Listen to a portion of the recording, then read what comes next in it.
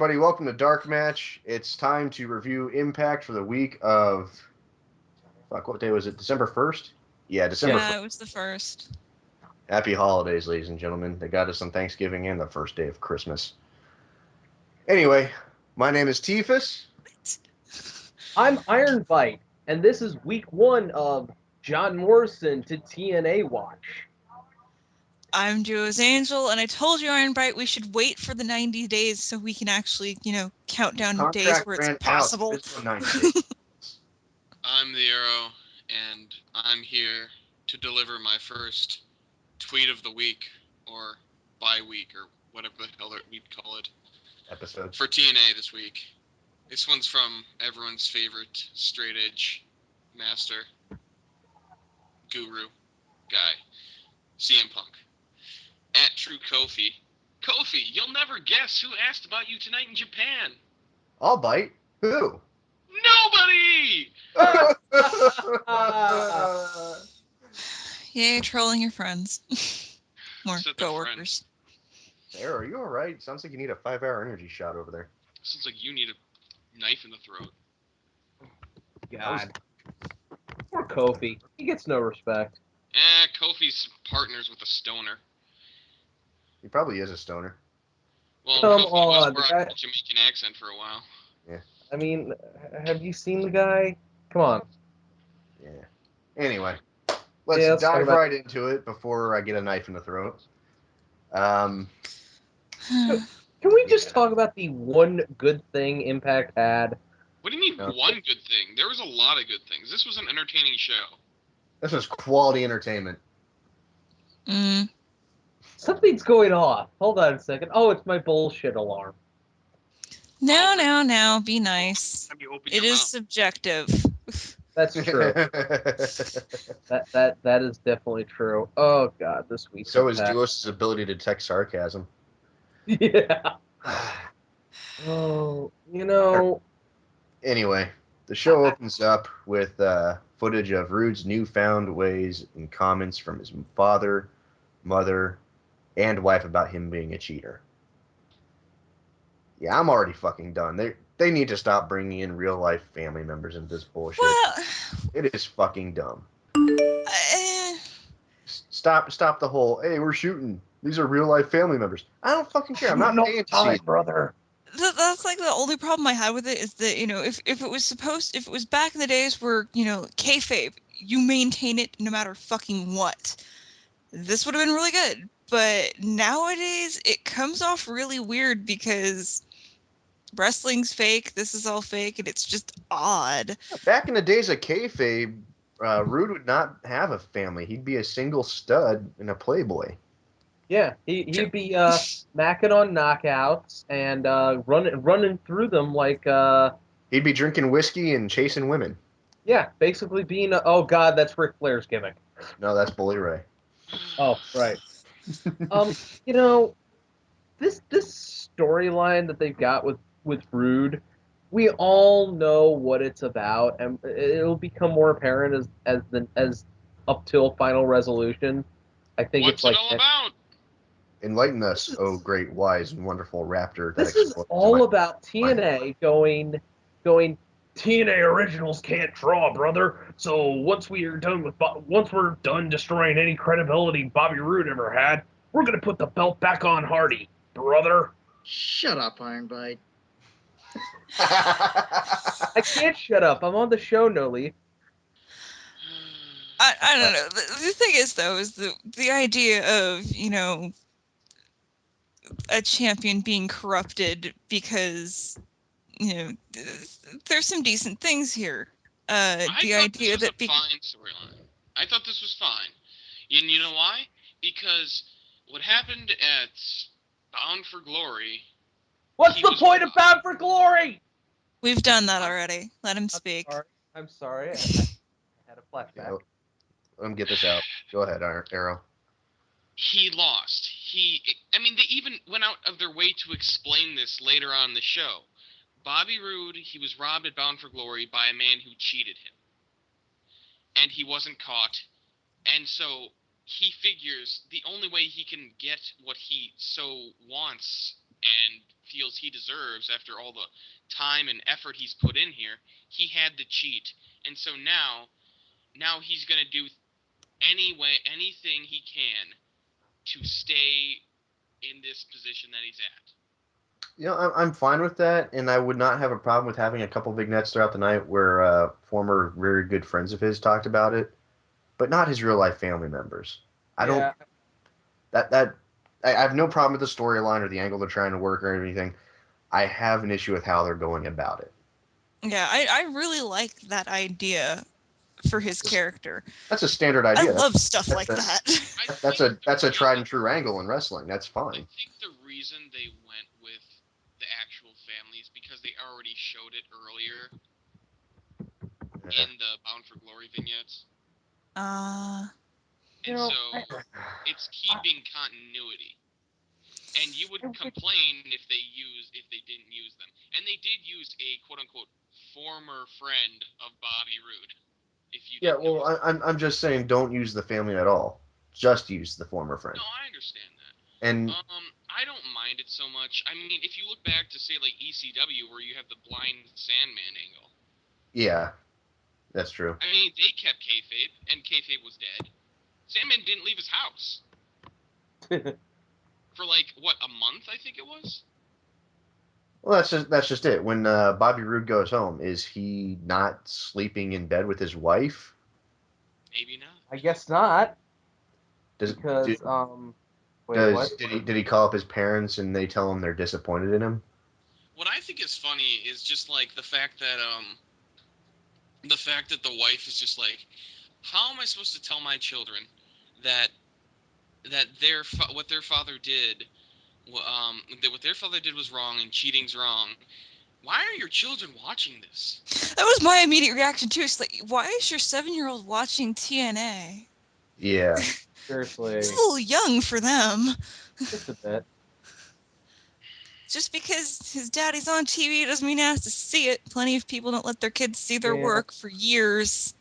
I would just be like, Mommy, why are those women's breasts so much larger than yours? Better like this. Mommy, why is that woman dressed? Stop. Okay. Yeah, you're done here. You didn't even think out that thought. Okay, That's the speed of getting back on the train. It ends with AJ telling the world it's not about the title anymore. It's about Rude being a douchebag. Who knows? Never said cunt to the audience. Then why does he have a title shot? Yeah, exactly. If it's not about the title, don't just beat him the hell up. It's not about the title. Back to James Storm. Use the next few weeks while James Storm is healing up from his concussion to beat the crap out of Rude, so he's an easy target. Yeah, James exactly. Storm's coming back next week. Yeah. Yeah. Well, you get what I'm saying. I mean, it's just frustrating. I know what they should do. Bring back Kazarian. Where's that guy been? Yeah. I mean, there's a X Division somewhere. No, not even. I don't even think he's been on Explosion. He hasn't been on. Yikes. He has not been on TNA programming since he confronted Eric Bischoff about, hey, my wife slept with you. Why didn't you give her a job? The only place I'm pretty sure you can see half of TNA's talent is on Explosion, and that's like pretty much UK exclusive. So that's where you can see your Douglas Williams and your British Invasion, your Magnuses, and I'm pretty sure Rob Terry might even wrestle there. Mm. Even if they don't have, dude, if you remember from the Destination X pay-per-view, there's that one dude who fell off the turnbuckle. Yeah. He got signed apparently. Wow. Yeah. He also had when TNA did a UK tour, he had a really good showing, but he had just a bad match, and that was highlighted by that botched shooting star press. Yeah. Anyway. Moving on. Yeah, we should probably get to the rest of the show. Yeah. Or at least eventually. Well, at least now we've covered enough of what's going to be in the rest of the show. I mean. Sting's music hits and he makes his way down to the ring, and What's up with those gloves? What's up with those? Seriously, you're in a fucking suit, dude, and you're not working as a mafia hitman. He's not in a suit. He's like in jeans and like a leather jacket. Still, Last Even time when he he wore a was suit was that all red one. No, that Hulkamania suit. Oh, even when he was wearing suits, he still wore the damn gloves. And but anyway, he comes out and he says that there are inmates around TNA attempting to run the asylum, and things are getting out of hand. Brother. So what are you going to get a vote of no confidence now? Maybe. I already have no confidence. But anyway, Bobby Roode comes out, and after only a few seconds, or he calls Bobby Roode out, and it takes him a few seconds, but he comes out, and Roode reminds Sting that the world heavyweight that he's the champion. He's just busy. So he says, "This is the guy who's in charge of you, you retard." Yeah. How many times did Stone Cold fuck with McMahon? Oh, but that was different. Right? Yes, because it made sense. Why doesn't this make sense? Dude, it's a boss and an employee that don't like each other, not getting along, and they're giving each other shit. It makes sense. No matter who's the heel and who's the face, it makes sense. As long as one is one and the other is the other. Okay? The problem I have with the whole comparing Bobby Roode to Steve Austin is Steve Austin was an interesting character. We're not. No, it's not. You're looking at it wrong, dude. It's not exactly. You're looking at it terribly. Oh, okay, then it's not about comparing the quality of one character to another or the quality of booking to another. It's comparing the fact it's about that comparing the archetype. Two people that get along with each other. One has power over the other has something prized that the guy with power wants or likes or values, and they're at odds with each other, so they're going to give each other shit and not cooperate with each other. It doesn't matter who the good guy is or who the bad guy is in the relationship. The point is they don't get along and they're going to make life difficult for each other. So yeah, you can sit there all day long and say Austin was better at it. You can sit there all day long and say Punk is better at it. You can say Sting was better at it when it was him working against Immortal. It doesn't matter. It's still effective. It works. There's nothing wrong with that. All right, I'll buy that. God, I lost my place now. Talking about Bobby Roode. Talking about how he doesn't have time to be at work. Yeah, so yeah, Sting reminds him that he's the one that's in charge, so he can go fuck himself. And that's pretty much the sum of this promo. I mean, that and consequences. Word of the night. Yeah. Sting's new catchphrase, apparently. Although, I suppose that's to be seen. What's that? What's that thing he says always now? I don't know. I can't remember, but he says something really stupid. Something like "ta-da" or something. I don't know. "Ta-ta" for now. That's what it is, I think. And it's always been dumb. Anyway, so Sting brings out Jeff Hardy and AJ Styles and AJ Styles. Yeah, we're gonna have a three-way dance later for the later tonight for our main event. For the hell of it. Yeah, just for the hell of it. No, not for the hell of it, because consequences. Gotta remember that.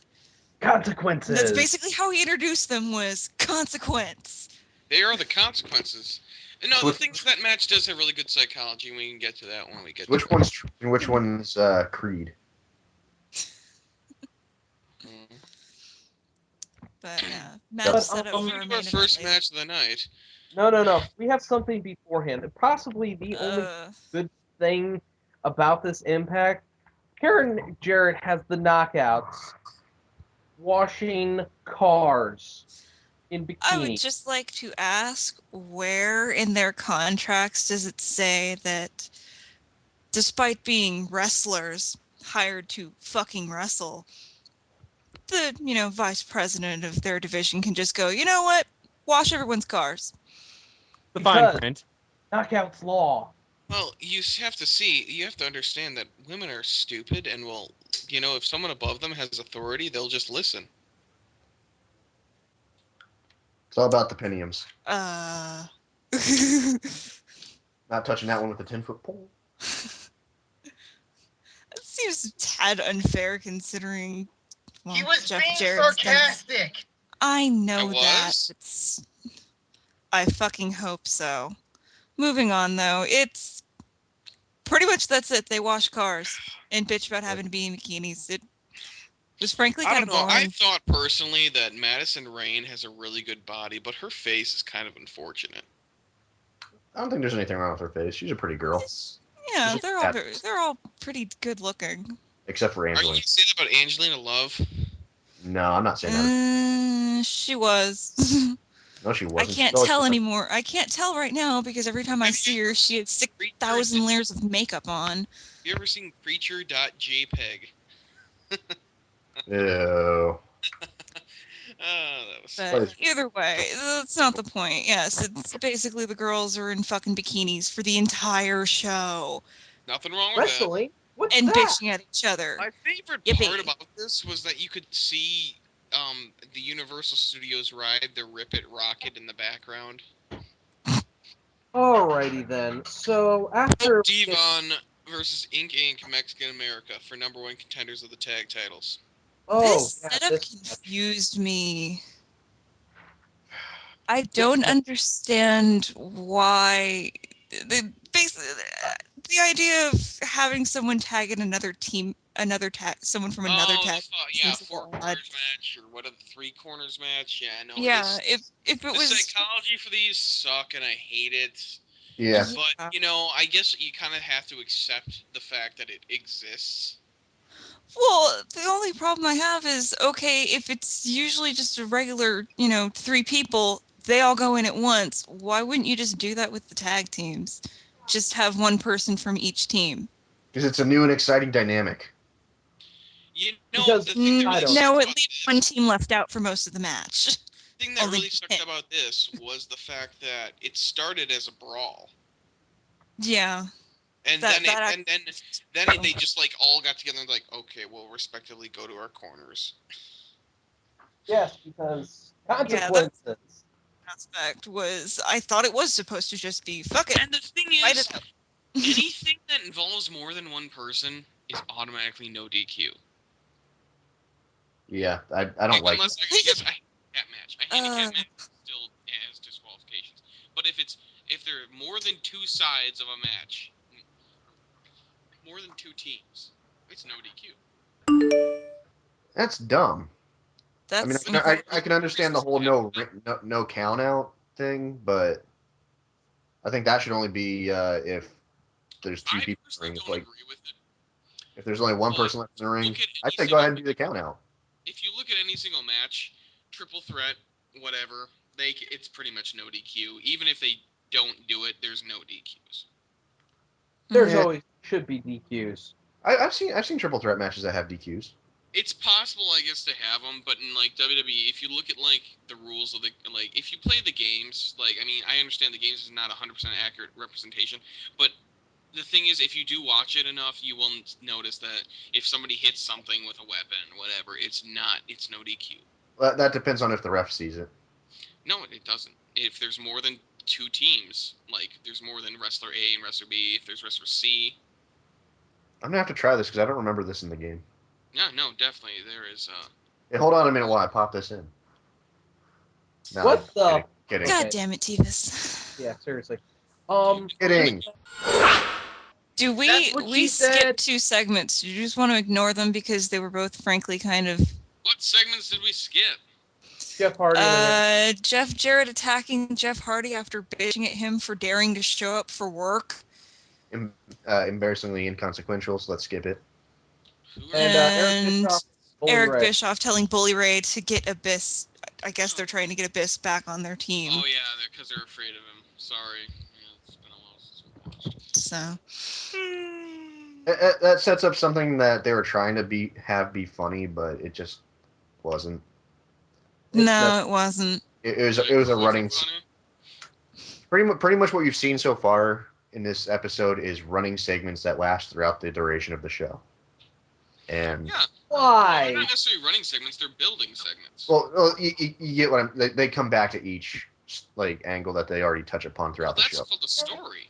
And no, I'm not saying there's anything The wrong with that. running segment would be every time we see something, every time we see Eric Young, he's running around like a retard. Okay. Well, the thing is that at least for for the Jeff Jarrett and Jeff Hardy thing, that comes back and has an actual impact by the end of the show. The other two are just things that happen during. Yeah. That's it. No. They might have. The Bully Ray thing does have resolution. Yeah, that does. Wait. When? The last thing we ever see about that is the two hookers. Exactly. That's not good enough. Freaks. They didn't even show the interaction with the hookers. I'm kind of glad for that. Do you really want to see Bully Ray naked? Do you really want to see Abyss? It wasn't Bully Ray. They were It wasn't Bully Ray. Oh God. You can't handle Abyss's sex secrets. Yeah, that's the problem I have. Is that the only thing to come out of the only thing to come out of any of the knockout segments is setting up a match for Mickie James and ODB.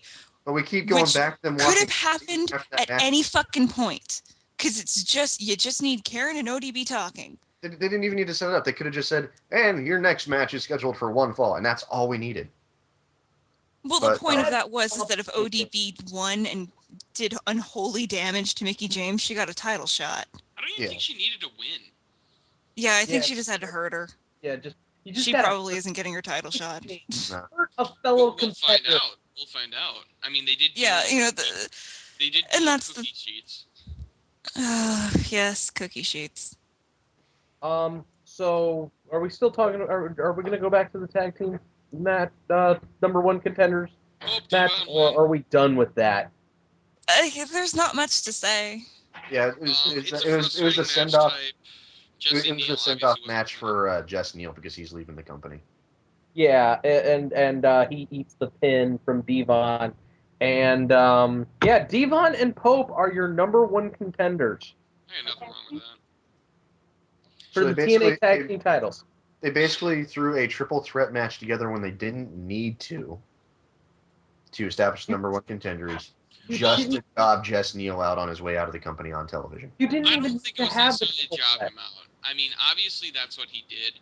I mean, I think they threw all the teams together to, one, explain why Ink is breaking up, because Jesse Neal, one, sucks, and now he's gone, so that explains... Hey, whoa. He does not suck. No. I'm not saying he does. Oh. Storyline. That's what Shannon Moore will say. Ah. I don't need him. I'm from North Carolina like the rest of the North Kakalaki crew, like Shane Helms and those Hardy Boys. In Shannon Moore's defense, he's probably the sanest of the four of them. Yeah, that's the scary thing. Shannon Moore is the sanest member of the North Carolina High Flyers. And if you knew what I know about his personal life, that's a scary thought. I don't think anyone wants to know what you know about people personally. No. Yeah. So we go to commercial, we come back, and it's I wasn't done talking. Oh, I'm sorry, Arrow. I don't care. Oh! Iron Bite! Wow. I was explaining why it was a triple threat match. I think I get what you're saying. It's just have all the teams present. It served a purpose. I mean, granted, it really did not matter if it was Mexican America or if it was Devon and Pope. Devon and Pope is one of the weirdest storylines that they drop and they abandon, they bring back just because it hasn't been officially dropped or resoluted. It's kind of like Jay Lethal for like the last 2 years of his time with TNA. Pretty much. Like they show something, then they drop it. There were rumors that they were just going to straight drop it without resolution. They bring it back, advance it for like another 2 weeks, and then just drop it again. And the thing is, what's going to happen is they're going to lose to Crimson and Morgan. There's no doubt. Yeah, they're pushing them. And it's going to create more tension between Pope and Devon that no one gives a shit about, involving Devon's kids, which no one gives a shit about.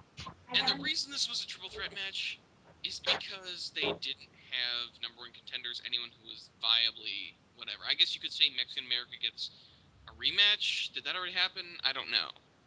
Might have missed that. Does it matter? Who cares? They didn't. No, I think they did get a rematch. Yeah, I thought they did too. Yeah. So there you go. You've got two tag teams or you got three tag teams. They're basically all at the bottom of the list because they haven't done anything. So there you go. You create your number one contender like that, because that's all the tag teams left. Because Inc. was consistently the number one contenders. Mexican America just lost the title. Right. And Pope and Devon have been on the rise. Sort of. So, Which would be fine if Inc. had been in the match for more than 2 seconds? Yeah. No, I'm sorry, 3 seconds. 3 seconds. They were in the beginning. I think one of them was able to get in at one point during the middle, and then they got to lose. And that was pretty much it. Other than that, it was basically just between Mexican America and Pope and Devon, which makes sense because they're currently pissed at each other. It's also very funny on that subject because that indicates that Inc. was fresh, but they still jobbed out. Yeah, that was really the sad part. TNA logic. Yeah, the match is going on for a while, and all of a sudden Jess Neal gets in for like the first time, and he's down for the count pretty quickly. It was a job. Yeah, It was. It was an opportunity to show off their 2 tag teams that they're keeping, and an opportunity to bury the guy on his way out. Yep. And what they did to him was really insulting anyway, I think, behind the scenes. Considering the fact that his girlfriend... Yeah, that they just signed her. Yeah. So it's just... it's just amazing. So... And she must not be an official competitor because she's not out there washing cars. I know. I guess not. I guess she's not an unofficial neither was Nikki. Or Sarita or Rosita. Oh, they only took 6 of them. I don't care which. That's the weird thing. The thing is, they took the ones that Karen Jarrett specifically had problems with. Oh, and God. That's the point. It's because Karen is in charge of all the women, and she only fucks with the ones that have either wronged her or she hates. So why was Mickie James not out there? The 6 that because she was booked.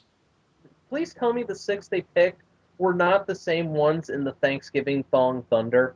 Yep. They were. That was the whole point when she was mad at them for apparently disrespecting her. Yeah, that's and the thing I would have done if they really wanted to be a dick to Mickie, if she really wants to be a dick, pain in the ass to Mickie, make her wash cars and then go make her wrestle her street fight in her bikini. They would never do that just because watching Mickie James in a bikini is something I so want to see. Actually, yes, that is. But then again, I'd have to see ODB in a bikini. So there's trade-offs here. I'm just poking the obvious hole in the logic. I think it's funny I understand the because bikini's ODB not exactly in fucking red jeans. Yeah. So we've got an Austin Aries comes out. Yay! I hate SoCal Bell, and I hate Christy Hemi's voice. And he starts running his mouth, talking down about the X division, how he's better than them all, and Kid Cash. Double A division, division. Yeah, and middle-aged Cash comes out. Oh God, Kid Cash just turned face, didn't he? Yeah. Yes. Yeah. Yes, and if you didn't catch it by my reference, that's what we were pretty much talking about while we were watching this, is that he's kind of old looking to be still calling himself Kid. Yeah. Yeah. I guess we can forgive it. It's the name he's used to, so he's going to keep going with it. But that's the disadvantage with names like Kid or something like that. Yeah. Lil. Yeah. The Kid Cash face turn that they just whiplashed at us.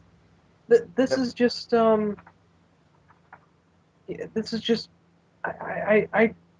I don't understand it. Yeah, I can see it in 50 years. And young Jeezy has died at the age of 70. Wait, what? Young Jeezy? Really? We're going to make that joke? But here's Kid Cash. He's been, for the past... At least I give him a long and fruitful life. Yeah. Here's Kid Cash. For the past couple months, he's been beating the shit out of Jesse Sorensen because... Yay. Why not? And now we have to buy the fact that he's turning face because Austin Aries betrayed him? Yeah, that's why you would turn face or heel. Yeah. It's kind of a weak justification for turning face. Yeah, I know that this is wrestling, and I know it's not supposed to be that sophisticated, but I'd like a little sophistication in my heel face turns rather than bam, he's a face. Sir, if you want here's how I see it. luchadores, go to Japan. Well, here's how I see it. It's a legitimate way to turn someone face or heel, but it's kind of weak. It's not anything that's going to make people invest in the heel. Yeah, exactly. Because at this point, I don't care about Kid Cash. I think the moneymaker is fucking deadly, and you should too. Okay. Anyway, so I think he's a decent worker. I'm just not interested. Yeah. Yeah. I personally, I really liked Austin Aries in this segment, and the thing is, I've heard a lot of talk about Austin Aries and how great he is, and I don't doubt that. I just never really felt like I had seen a whole lot from him, but this segment, I really enjoyed this segment, and I liked his message and delivery and the way he emoted, and I thought it came off very well. And I didn't think Kid Cash fucked that up at all. I think it's good, except for the fact that to me, and this is just my personal opinion, so grain of salt, whatever. Not give someone else's. Well, yeah, but I, I don't give a shit. My just opinion on the subject is that. Well, thank you for letting me get my opinion out there. Are you guys ready for the promo for the storyline? Oh, god damn it! Just let him talk, you bitch. No. Do you want to talk real quick? Your turn. I'm gonna get another beer. About this, not really. All right. Well, my opinion is that while his delivery was good and everything, and he could be interesting, he just comes off like TNA is trying to make him their personal CM Punk because he looks kind of like him. That's just how it feels to me. I mean, your mileage may vary on that, but that's how it comes off to me. So I'm just like, really, TNA? Again? At least, you know what though? But I'm not going to complain because Aries does the smug jackass really well, and if it works, it works. Okay, what are we talking about now? I think we haven't moved Austin on. Aries is too obvious a send up of TNA trying to have their own CM Punk. Oh. Not an insult to him. Just me criticizing TNA for trying to force that. They're nothing alike. Austin Aries is more a Dolph Ziggler than anything. Yeah. Yeah, I can see that. I kind of get vibes of both of them, but anyway, the next crucial, important story point segment that advances the plot so well. Are we talking about Steiner yet? No. Not yet. This is more important. This is way more important than anything else you'll see on the show. Earlier today, Gunner was looking for Garrett Bischoff. That segment. Yeah. So anyway, after we come back from commercial break, is AJ's in the back talking about the three-way match, and he says it's going to get really interesting, and he respects Jeff Hardy, but he plans on winning the match. No shit, Sherlock, you're a competitor. Well, that's called typical babyface. Yeah. Yeah. Mm-hmm. Then we have probably this next segment was really fucking disturbing to me. We get Gunner going to a gym looking for Garrett, and he basically acting like a raving lunatic is running around going, "Where's Garrett? Where's Garrett? Hey, you, random fucking civilian normal person. Where's Garrett? I don't fucking know." Well, you better fucking know. My favorite thing about this was like, they're like, "Oh yeah, Garrett. Oh, I don't know where Garrett is. My bro Garrett, he hasn't called me." But yeah, they're all friends of his, by the way. And yeah, exactly. But there was that one dude, and he's just like, "Oh yeah, he said he'd be here in a little while." Garrett, yeah. And he's like, "You train with him?" "Yeah, I train with him." And then he just beats the shit out of him. And then there's another dude. Another dude is just like, "That's not cool, man." He proceeds to violently assault every man in that gym. And my only thought after that was, and then the cops were called, Gunner was arrested for multiple counts of assault, and we never heard from him again. He's a man with one name, and that name is Gunner. You don't go calling the cops on that guy. Yes, you do. Fuck you! I No call the police cops on that force can hold this dumbass, and I man tell them to down. bring riot gear. No police force, no matter how large, no matter how well equipped, can hold this man down. You know what? All it takes is one carbon footprint, one big name move, or anything, or Garrett Bischoff ducking and weaving, and Gunner's down for three, and that's all that matters. He shoves the first guy. Fine, he's a heel, he's an asshole, he shoved a guy. But then he finds Garrett's training partner and beats the shit out of him instead of just stopping and waiting for Garrett to show up. He just beats everybody up. You were there for a fucking reason. He's coming to the gym. In a very public place, no less, with limited exits. And they probably have cameras in there. They know what you look like. And not to mention, you got Jason Harvey taping this all. Never mind that they broadcast this it was on obviously national taped for the television. show. You know, anyone watching Impact saw it. You know, at least when Austin assaulted Booker T in a grocery store, you heard the police sirens in the background, so he ran off. And you kind of assumed, okay, yeah, there was probably legal repercussions later that he had to contend and find an alibi for. That's my biggest problem with TNA is that they do stuff like this, and that's fine. It's a story. Wrestling tends to be very over the top, and that's fine. But don't pretend that there's no fucking authority. There isn't. It's You know, and we've seen it. It's like don't pretend you can go out into the audience and grab a security random for one thing, spectator but not and another. kick him in the back. You know, Sting you don't is my, pick and Sting choose is my when god, reality and the Scorpion sets in. Death Drop is his message. Yeah. Yeah, this goes all the way back to Abyss grabbing random fans out of the audience and torturing them in the background with the cameras just watching. Over the course of a 2-hour period, and no one called the cops. Or how about Samoa Joe getting kidnapped by ninjas? I was about to bring that up. How are you supposed to catch ninjas? Well, they're not very good ninjas if you catch them on camera. And he It doesn't escapes. matter. You still don't know who they are. They had a panel van. Yeah, so that could be. They probably found it, and it was probably burned. All right. They destroyed Anyways, the evidence. we've talked about this a little bit. We go back to the back after Gunner commits felony assault multiple counts. And Sting's in the back with Jeff That Jarrett. was pretty sweet. Okay. One thing I want to do say is this did serve to make Garrett. I mean, not Garrett. Fuck Garrett. Gunner look more intimidating in the fact that he's stronger than these indie geeks that I felt a couple of. You could tell that some of these guys were legitimate Wrestlers. indie guys. They're probably students at Bubba and Devon's place in Florida. Or OVW. No, because they weren't gonna. They filmed this in Florida.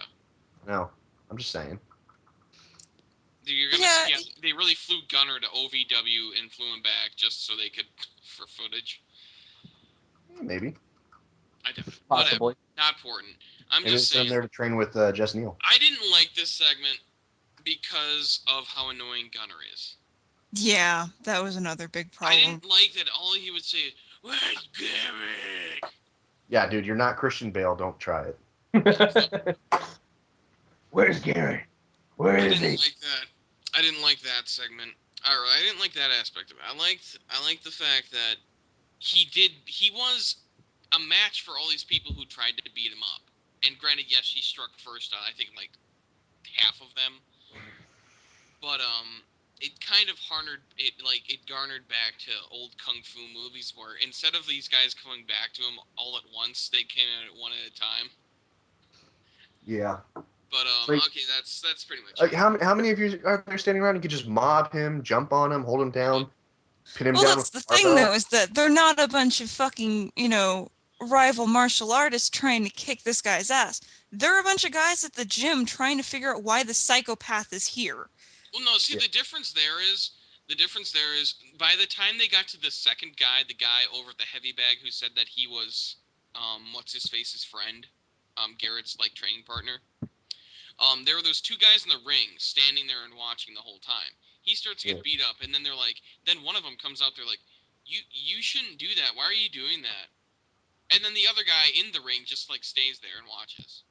Yeah. Obviously, the guy in the first guy that came out of the ring was going to confront Gunner, so the other guy just kind of stays there and waits. You're going to tell me that no one in that gym, though, knows how to walk up behind a guy and put him in a sleeper hold real quick? I don't know. I mean... Apparently not. I don't know. I like to think that anywhere I go, there's at least one person that knows how to lock in a rear naked choke. It's the observer effect. Yeah. Okay. Probably won't happen. Yeah, I mean... The fact that these so guys even like approached him is kind of counterintuitive to sociology and psychology. Yeah. The fact that they went anywhere near him is a little surprising because I'd imagine most people would have backed the fuck off. I like how one guy like came out of the locker room area. Yeah. He's like, what's going on? You know Garrett, and then he throws him to Kimura. Or how about the fact that there's this ranting, raving lunatic running around? Where's Garrett? Oh yeah, he's my buddy. He's gonna be here in a little bit. Fuck yeah, he's coming. He'll be here, man. Just wait. We're friends. I think we've dwelled on this one long enough. Yeah. So we go back to the Impact Zone where Sting is talking to Jeff Jarrett and says, "If you get involved in the main event, Jeff, there will be consequences." We should have had a counter going. We'd be at 2. No, we'd been in at least 3. Yeah, anyway, I Jeff think Jarrett Karen is mentioned prepared to face those consequences. I think Karen Jarrett mentioned it a couple times at least. Yeah, probably. You know what? At this point, I don't care because this is such epic foreshadowing. It's not even funny. If you can't tell where this is going, foreshadowing, Iron Bite? I don't even know if that should count as foreshadowing, considering that it's wrestling and therefore the obvious answer. Or yeah, where they set something up that is obviously foreshadowing and they never follow through on it. yeah. There's that. I still remember. Like how the main event Mafia returned. Hey, I still remember. made an effort. I still remember. Vince made a bigger effort by having a bigger bottom line. Yeah, bigger paycheck. Anyway, back out in the parking lot, the Knockouts are still washing cars. Oh yeah. Yippee. Back inside, Bully Ray walks into Steiner's locker room. Thank God. It's private. This is the only time I enjoy Bully Ray anymore is when he's interacting with Steiner because it's just It's got great chemistry. I can't fucking stand it. It's I hilarious. can't stand the two of them in the same room together. It drives me insane. I just want them both to shut the fuck up. Best thing on the show. It is. It really is. And that may be a bad thing ultimately that this is the best thing on the show and it's so fucking it's because they're being so fucking ridiculously stupid, but it still is the best thing on the show. I just can't. I can't. I don't begrudge you for taking your entertainment from it, but I fucking can't. It's entertainment. Oh, is this above you duos? Are you above the big bad booty daddy? No, I like Steiner by himself. It's just you add Bully Ray, and for some reason, they have the best chemistry of like any tag team going right now. They probably do. But yeah, because they're not a tag team. Anyway, they're unofficially immortal, dude. They're immortal. Anyway, the Bully Ray goes in there to talk to Steiner about Abyss, and Steiner's like, "Well, why'd you go out with his girlfriend?" I didn't. And my favorite thing was just like the random questions that he just asked. It's just like, "You have the largest arms in the world." He's like, "Yeah, I got the largest arm in the world. I'm Scott Steiner. Big bad boom. I'm big bad dude dad." And then he's like, "Speak English." He and Steiner did call Bully Ray fat. That's true. I thought he called the girlfriend fat. Yeah, he called the girlfriend fat. Yeah, she's fat. Bully Ray is the best shape of his life, and he's kind of jacked right now, at least in the tricep region. Yeah. But I don't understand this promo. I'm guessing it's. But Steiner's logic is like, well, Abyss is a freak, right? What do freaks like? No. His logic is that Abyss is a red-blooded American monster. Yeah. Okay. / male. And what do guys like? And he's just like, and Bully Ray's like, women. And he's like, wrong. Freaks. So Abyss wants to fuck Steiner? He's a genetic freak, but Steiner has all his freaks out there that he turns horizontal. Who will later be revealed to just be two normal-looking women. Hey, probably prostitutes. Probably they're not. normal on the outside, but on the inside, they got their inner freak. Trust me. They're the hooker with the heart of freakiness. But yeah, it culminates in Ray screaming at Steiner to use English. This was like one of the greatest things I've ever seen. And they go out to find some of Steiner's freaks. No, okay, we have to mention this.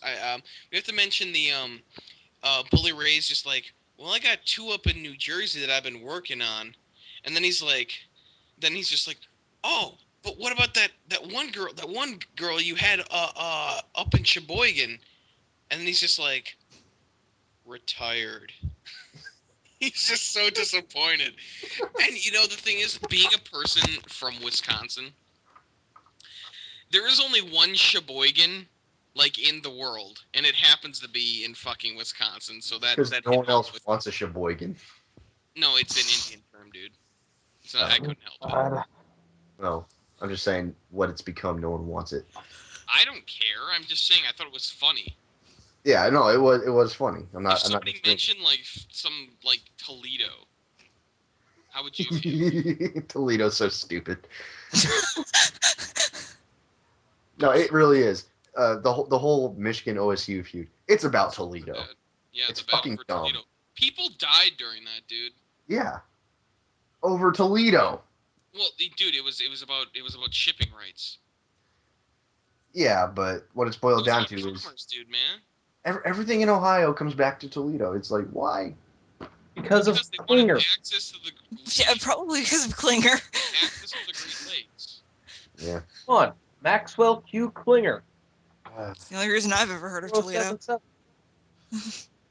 All right. All right, so after they go off to get some after the greatest promo in the world, no, we get an ODB Mickey James street fight.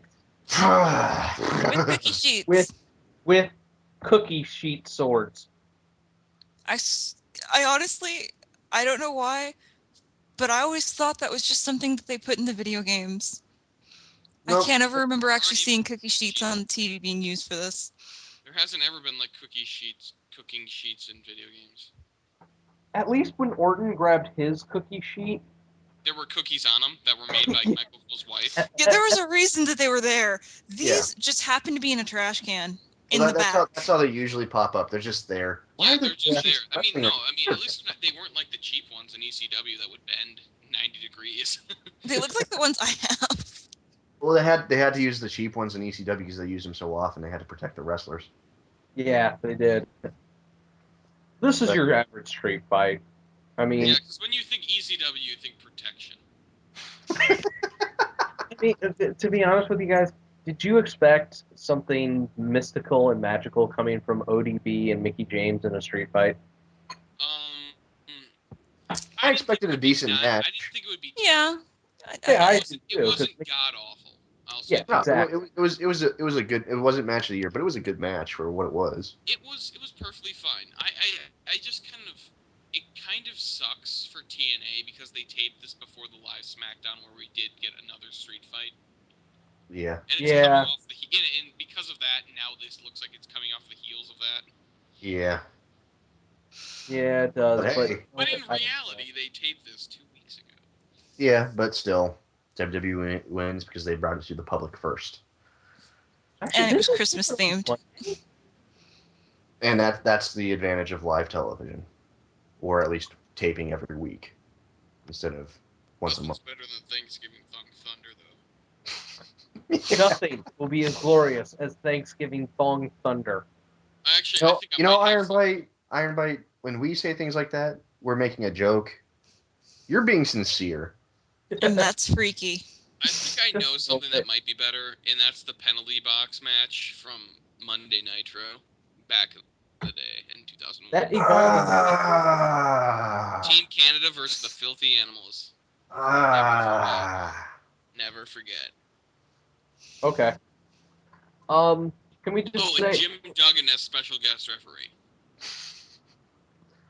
Can we? Are we gonna fast forward through this match because other than the cookie There were sheet, cookie sheets. There was beaten up, and Mickey James won with Mick kick. a kick to the face off a chair. So I guess Yeah. he doesn't get her title shot. No, because she didn't beat her up Maybe enough. she does. We don't know. We'll find out if. We'll find out. Honestly, she might have. Yeah, Yeah. she Beat might. the holy fuck out of Mickey. Yeah, Quickly that was to the awesome. December. But I'm gonna go ahead and say no because she lost, and it's Karen Jarrett. Let's go ahead and check those Jarrett December was 8th like spoilers. a bitch. There's So. an understatement. Yeah. So Karen guys, Jarrett, are you ready for? You should lust after her, everyone. Anyway. So you guys ready for our first ever? I think this is the first time I've ever seen this, but TNA had a live via satellite. No, you're skipping an important plot point from the Bully Ray thing. No, we haven't gotten to there No, yet. we're not. This is Oh shit, after. I'm skipping things. Holy shit. Yes, you're skipping Yes. things. This I'm that comes skipping. after. That Give comes me after more. this. Is this the first time TNA's ever done a live via satellite promo? They did one with what's They've done that with Crimson. Sting before. Crimson. Okay, never mind. Crimson. Yeah, Most they recently. did it with Crimson. Whether or not it was actually happening is anybody's guess, but that's what it was supposed to be. This promo was fucking good though. Until This was Kurt Angle excellent. showed up. Yeah. Well, again, opinions. We It we all was have our different great. opinions. It was a good segment. I'll sit here and say I like this segment. We actually kind of get some decent understanding of why they're doing what they're doing, and I'm just not a fan of bringing up children in this feud. no, I'm not. It's I not take like it's not in the same way they brought it up like in the Daddy Jeff versus Daddy Kurt feud. no, but Yeah, it's it's still, just you're still completely bringing up different. family though, It's and it's like basically him just saying, "How do you tell your children that?" it's like using children as a plot device has become Russo's new pull. Yeah. I It's just think the thing that Russo thinks is that a lot of people who grew up when he was in his heyday now probably have kids. yeah, I get that.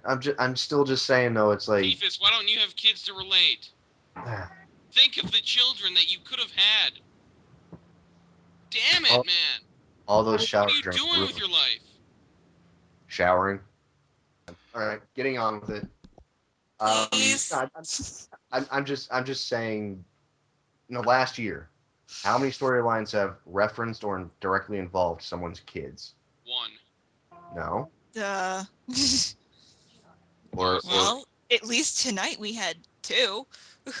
We had Or- multiple references to. Well, it was the same reference played twice, but we had references to Bobby Roode's kids. Yeah. So I mean, well, that's it was we're the at same least promo. two. They played the same promo. It's just the first time it was cut short, and then they played like the extended cut. Yeah, I corrected myself. And, No, I and, understand. and, Oh, then clarifying for the audience. Bad. the extended Karen, Jeff, Kurt, love triangle, fight over kids thing. Oh, That sorry, my bad. I was thinking that was like a different year. I was hoping. No, that was this year. It's just been a long year. I just feel like the story arc is over, man. It was over 2 weeks into the story arc. Yeah. Shut up. That's And sad. it went on for months. Jeff won everything. Didn't Jeff win the gold medal, or was that with the China thing? No, that was with China, I think. Neat. So, after Kurt Angle and James Storm scream at each other, it's oh. Anyway, we It go was- backstage, and the two freaks have shown up looking Oh yeah. And they're pretty like, fucking normal and looking like some pretty. they're hookers. They're hookers. They're were- dressed. They're also They're- freaks. They're dressed like call girls. They're acting Oh, like you know call what those- girls. you know They're what they fucking dress call like? girls. Hello, he's a wrestler. That means he's got big muscles and nice hair. No. And they rich. say he's a wrestler. He's rich. He's something, and He he's has got a nice nice ass. touch. Yeah. That's all you need to know about Red. And the thing is, like, the tip-off that this was, like, shady as fuck and you shouldn't go here was when you are in a dark area that's full of, like, industrial equipment and, like, it looks like you're in a boiler room. And you have to go through a chain link gate. Yeah, that's maybe they're not as high class as I assume they are. Didn't at least one of the Saw movies start off that way? Probably. I don't know. I don't watch torture porn. No clue. Anyway. So after Some the horror commercial movie break, has, I'm sure. we have I really wish we had gotten the follow-up on that last little bit, but we never did. Yeah. Of the two chicks? Yeah, we do. Yeah, we do. We'll talk about them in a second because I'm sure Duos is feeling a little bit squicky after watching that. Squicky? No. Word. What's squicky? Okay. Word. Oh, Okay, anyway. Kind of grossed out. Oh, is that like an official word or is that like some made-up thing? It's an official Squick word. is just a term that came from the internet. Oh, Yeah. I imagine it's a combination of sick and something else. Sick Nikki. Right. Sick Nikki. That's what it was. Yeah. You know, I'd much rather talk about internet grammar than impact. Grammar? I'm talking more like actual real words. It's a term. Well, I'm talking about the video package they showed next. Yeah, because I wanted. We already talked about the video package. Damn, That's how we you started this. You had a segue and then you fucked it up by actually not doing something right. Day in the life of Iron Bite. Hey, just call me TNA. Yeah. We I'll call can't. you We have to IWA Mid-South under new management. Yeah. Anyway, yeah, the extended video package of Rude's family. Yeah. Yeah. I don't know. I honestly think, I mean, okay, there are dumber reasons to turn heel, but this kind of ranks up there with them. I get the reason for it. I just don't like the way they're going about it. Yeah, it was just all of a sudden. There was nothing organic about it. Nah. But that's past episodes of Impact, past pay-per-views, where we are. I don't know. Made sense to me. No, it makes sense. I'm not saying it doesn't make sense. I'm just saying they could have done it a lot better. Yeah, there's different ways. You can always do better. You can always do better. I think it's at an acceptable level. Personally. Yeah, but there's an extreme difference between a grade A performance and a grade D performance. Well, I'm at like a B. I'm at like a B. Okay, well, all right, that's you. And being the most critical asshole of all, I think a B is like shining star. You really want to be the Anderson of this show, Arrow? The Anderson? I thought he was calling himself Dave Meltzer. Oh God, no, that's even worse. What? No, that would be a compliment. To be honest. And our point is made. Anyway, moving on. Backstage, we got Rude saying that shit about his family doesn't bother him one bit. And this is the person you're sleeping with. It should bother you a little bit. Bobby Roode's on the road all the time. Maybe he's cheating on this hoe now. Well, I'm just saying, how long would you stay with someone if they said, if you said something like that and their response was, "How's dinner? Because I paid for it." I'd be like, it's great, and here are the divorce papers. Yeah. Yeah. How's that new car? Because he bought it. Again, it's great. It drives great, and here are the divorce papers because I just used it to Thanks go pick for putting them up. that car in my name. We're using it to move. Yeah. Seriously, there comes a point where you go beyond heel and you become jackass. And with this whole "we're shooting all the time, brother," it's kind of just blurred the line too much. Yeah, part of the idea my whole problem with it. Part of being a heel is sort of having that edge of people still want to hang out with you. Yeah. And you're cool to hang out with, and Robert Roode is not cool to hang out with. Even if you are a dick, you're a cheater, or whatever, at least you're fun to hang out with if you don't have to work with you. Or at the very least, you're focusing it all on this. It's about the belt, but you kind of leave everything else out of it. Yeah. Or if you're going to be a monster, I mean, that's a different thing altogether. But yeah. So there's that. And the next match is actually, not really. It's a television championship match. On TV? On TV? Oh, snap! Holy shit! I thought this was Against- a pay-per-view. Against an actual wrestler. Bobby E. Yeah, we get It's Robbie Bob E Van versus Dam. Bob Damn Van. No. See, it's Robbie E with Robbie T versus Robbie D. Rob. They're doing the Jeff and Jeff thing all over again. What the fuck? Yep. They're just out of a cast of characters, and they're just kind of playing darts here, and it just happened that the stars aligned. Yeah. Yeah, this match, it's, once again, RVD. It's an RVD match. It's an RVD match. It's your standard RVD match, and Eric Young comes out to try and get involved and accidentally sprays RVD with a fire extinguisher. Did he But that's not what actually. I don't remember him actually spraying. No, that actually didn't happen. He comes out with a fire extinguisher, and because Robbie T is about to attack RVD, but EY runs down with an FE, and the ref E goes, "Okay, I'm done." Yeah, Thank you.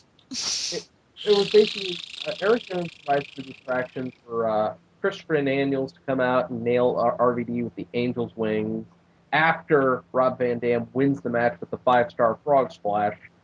But yeah, shenanigans. RVD loses because Earl Hebner was distracted by Robbie T and EY. Yeah. Again, this whole Rob Van Dam Christopher Daniels storyline is just kind of weird. But I'll say one thing for it: it's on TV. Yes, it is on TV. Take note, Eric Young. This is what you do when you're the television champ. That wasn't his fault. No, it wasn't. No. His fault, but yeah. So And here's he's been on TV for the last month or two. That's true. That is true. This is a guy with brain damage who seems to be outsmarting everybody else on the roster. He's a I troll. was seriously expecting them to turn around and have him go brain damage. Not really. Minor concussion. It sucked for a little while, but no, I've just been fucking with all of you this entire time. Y'all are idiots, by the way. I was hoping. So yeah. So we go to the back where the two chicks come out with hair mess and walking with a limp, and one of them asks, "What just happened?" And Taz is like, "Well, they don't call him a monster for nothing." And that was the end of that story. Abyss got laid. Whoopee. Because that contributed so fucking much. Scott Steiner. But he cheated on his girlfriend. But you know what that means? You know what that also means? I don't care. Abyss and Scott Steiner are Rose supports infidelity, and that makes her a bad person according to the American populace. No, I'm trying to say though, Abyss and Scott Steiner are now wiener cousins. Oh. Yeah. Who says Scott Steiner actually boned those bitches? Steiner? No. Yeah. Did that? They just said they're gonna get some freaks. They didn't know. It was implied. He's got the implication is that he routinely has these girls come to him. You know, it'd be funny. Yeah, the implication is the girls from the Scott Steiner workout DVD. Yeah. You know, it's just, I don't need I didn't need to I'm done. Yeah. So. Okay. That was nice and one. Yeah, there's nothing need to be said. Abyss got laid, whatever, move on. We don't know he got laid. Maybe he just knocked those bitches out. Just mess with their hair. Gave him a noogie. Whatever helps you sleep at night. Gave him a noogie, put him in the ankle lock, and sent him on their way. He puts people in the ankle lock. Why not? Use submission move. Yeah, I'll believe it when I never see it. Anyway. This seems more like a bear hug kind of guy or an abdominal stretch. Okay, that's enough of this. This segment, we've talked about this all long enough. So we go back outside where the knockouts are still washing cars, and sponge fight. Tara The nails only in with thing vicious that sponge assault. See, Objection. and this is where all of my hope that somehow Karen Jarrett would walk out and one of the knockouts would finally just dump a bucket of water on her was killed. She was Yeah. busy And I with was Jeff. sad. Yeah, and Jack then, Probably, but still, I wanted to see her dress ruined. and for whatever reason, a couple wrestlers, a couple of the guys walk up and they're like, "Hey, it's a cat fight. Awesome. It's watery." Huh. It was the Pope. I think Kazarian was in the group. Some other dudes. Yeah, because Kazarian's wife isn't directly involved in any of this, so. She wasn't there. Yeah, There seriously. was And Kazarian's wife didn't sleep with Eric Bischoff just to get, fucked. Yeah. I know what. Sometimes you gotta do what you gotta do. It just hurts my face. Anyway. Some miscommunication. Anyway, Gail Kim starts spraying them all with a hose. That's because it was probably Yeah. cold water too, because she's mean. What Yeah. happened? Gail? You used to be That so full nice hose to water. WWE. Anyway, time for the main event. The The Arrow non-title. versus Titus. The non-title triple threat match. Because why not? Yep. Boxing style intros, guys, because, oh, by the way, this is brought to us by Wrangler Jeans. I love So that. go out and buy some Levi's or some Arizona. Well, there's a lot more than just that. So wait a second. So just so I'm aware, the marketing division behind TNA has signed up direct auto insurance. Yes. And then they fired the guy that got them that deal too. I don't know. I just don't know. I'm pretty sure that the Wrangler thing is a Spike thing more than a TNA thing. I Sure hope. it is too, God. but still. And there's nothing wrong with them having advertisement. That's fine. I mean, WCW used to have Slim Jim plastered all over the middle of the ring apron canvas. So, I mean, that's fine. I got no problem with that. But Well, WCW was just a bunch of sellouts because they needed money. they didn't need the money. They had billionaire Ted. Well, Yeah. I mean, like, if they would have been able to turn a profit, Yeah. you think WCW would not be around today just because douchebag guy who canceled shit wasn't a fucking wrestler hater? I could still see that as a possibility, but I don't even buy that as things are.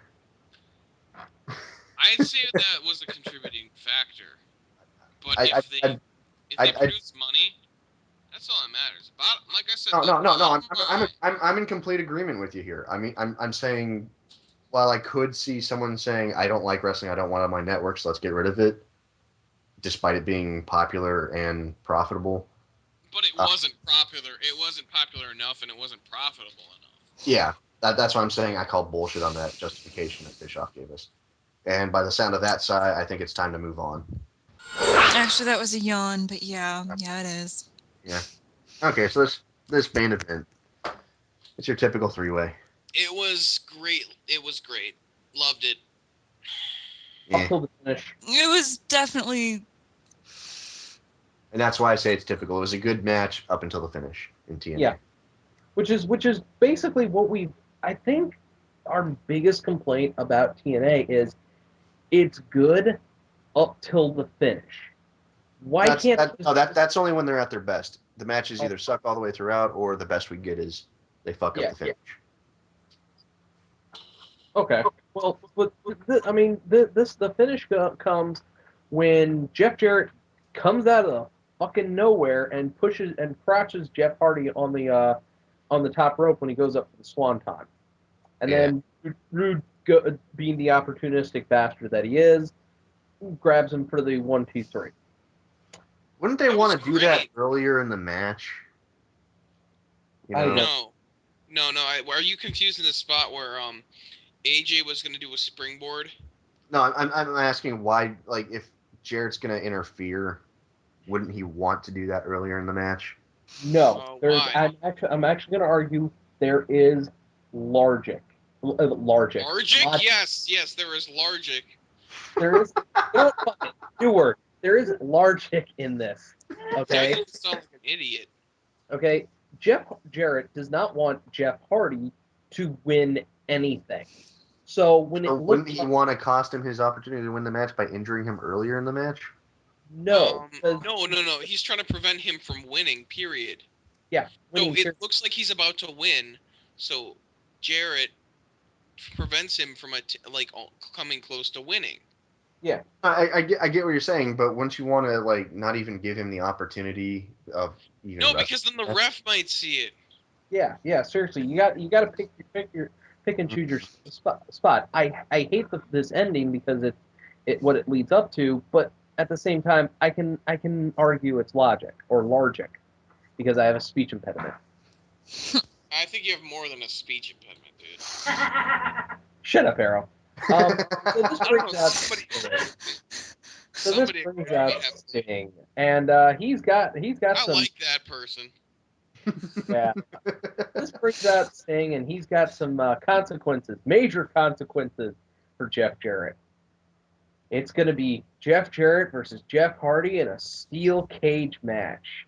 Yay. And the only can't- way to win. Talking about the match? We're not even talking about the match?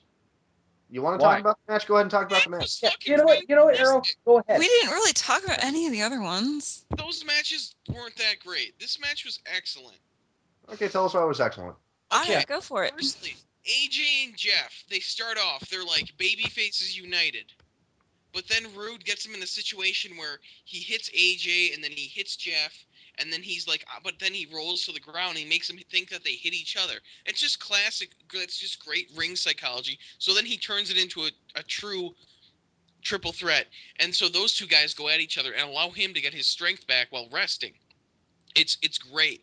And then there's also the spots like where AJ was about to do that springboard, and then he Irish then Bobby Roode Irish whips Jeff into the rope to cause him to fall, and everyone's like, "Oh my God, he fell!"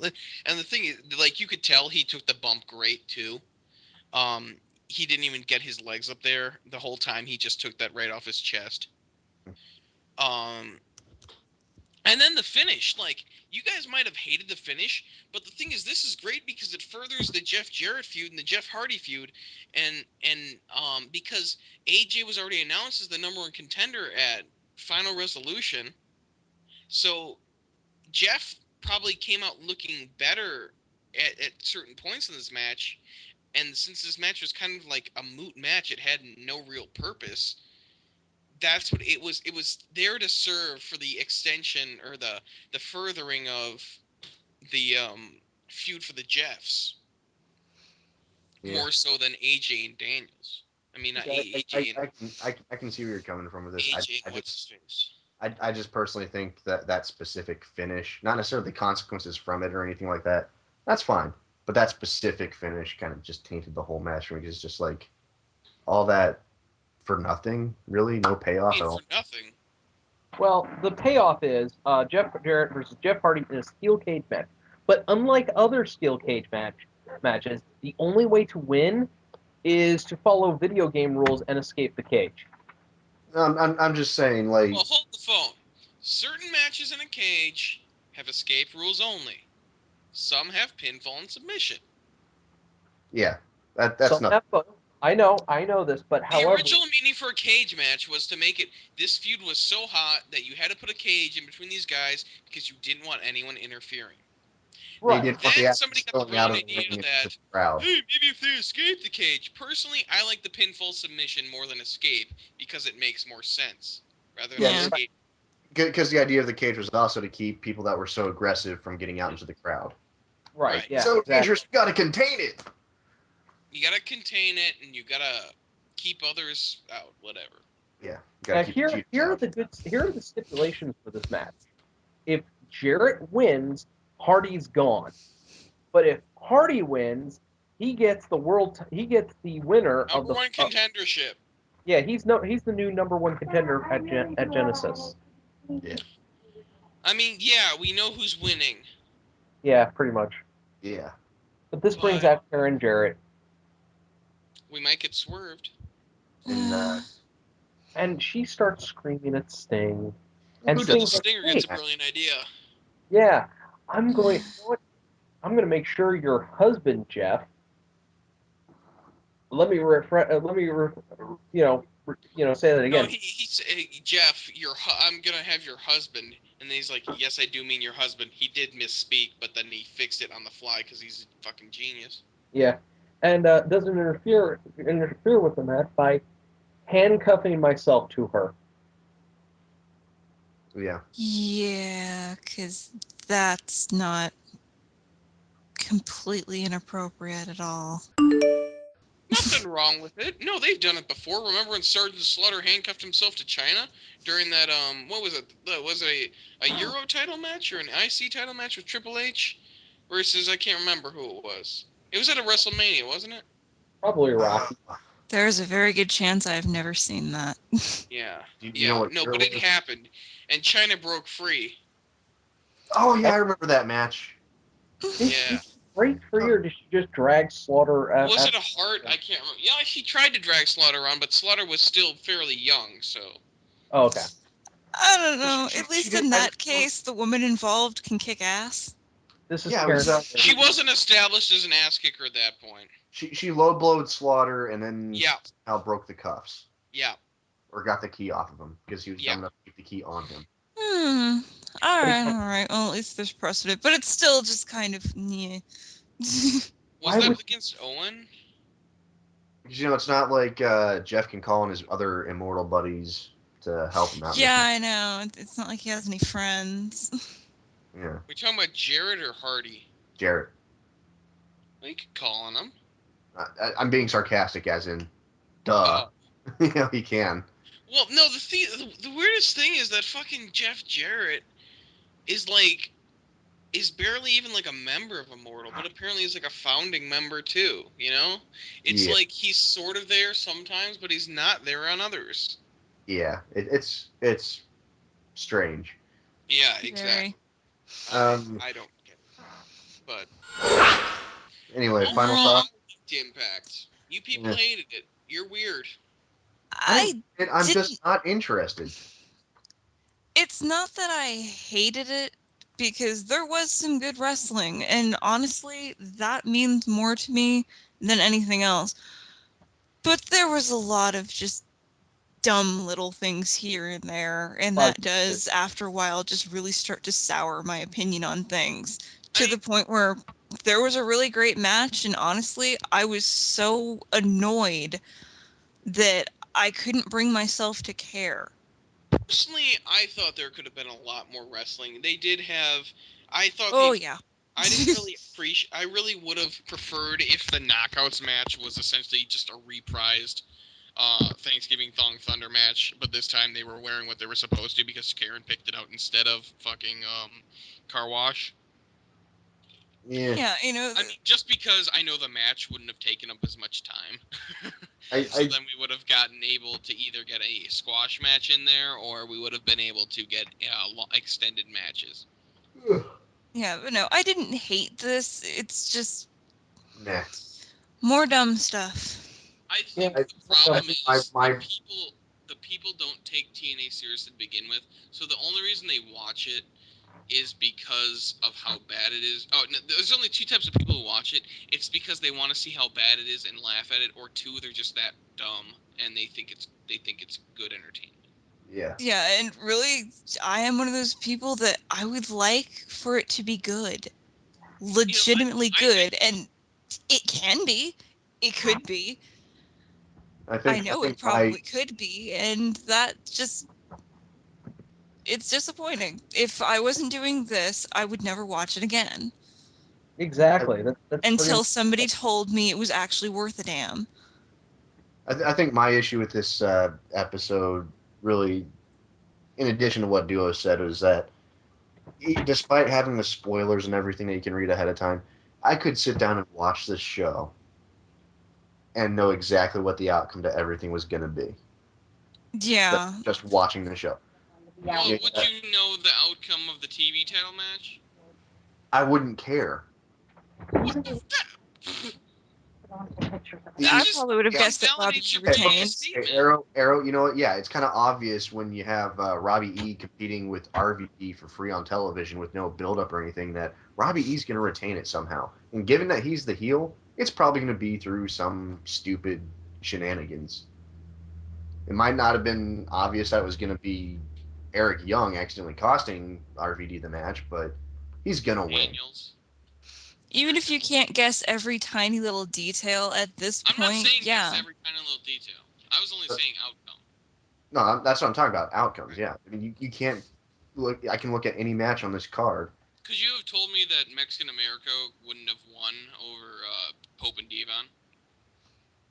I don't think that match could have been called, other than Ink wasn't winning. Okay, I'll give you that. I'll give you that much. But that's it.